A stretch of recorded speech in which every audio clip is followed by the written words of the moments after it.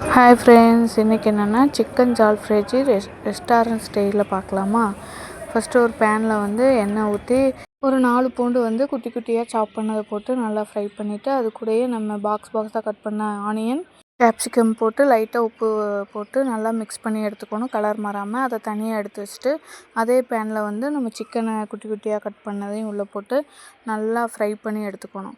கொஞ்சம் லைட்டாக ஒரு 1/4 டம்ளர் மட்டும் தண்ணி ஊற்றி நல்லா வேக வச்சு எடுத்துக்கணும். நல்லா வெந்தோடனே நம்ம ஆல்ரெடி வதக்கி வச்சுருக்கோம்ல, அந்த கேப்சிகமும் ஆனியனும் உள்ளே போட்டு நல்லா மிக்ஸ் பண்ணிவிட்டு, தக்காளி வந்து மீடியம் சைஸ் 2 வந்து அரைச்சி வச்சுருக்கேன், அதை ஊற்றிக்கலாம். வேணும்னா நீங்கள் டொமேட்டோ சாஸ் இருந்தால் அதை ஊற்றிக்கலாம், இல்லைன்னா சோயா சாஸ் கொஞ்சம், இதெல்லாம் கொஞ்சம் போட்டு நல்லா ஒரு பெரட்டிட்டு நம்ம கரம் மசாலா, மல்லித்தூள், கொஞ்சம் மிளகாத்தூள் போட்டு அதையும் நல்லா மிக்ஸ் பண்ணி விடணும். மிக்ஸ் பண்ணிவிட்டு எல்லாமே நல்லா வதங்கினோன்னே ஒரு 2 நிமிஷம் கழிச்சு ஆஃப் பண்ணோம்னா சிக்கன் ஜால்ஃபியா ரெடி. ட்ரை பண்ணி பாருங்கள். பாய். நெக்ஸ்ட் வீடியோவில் பார்க்கலாம்.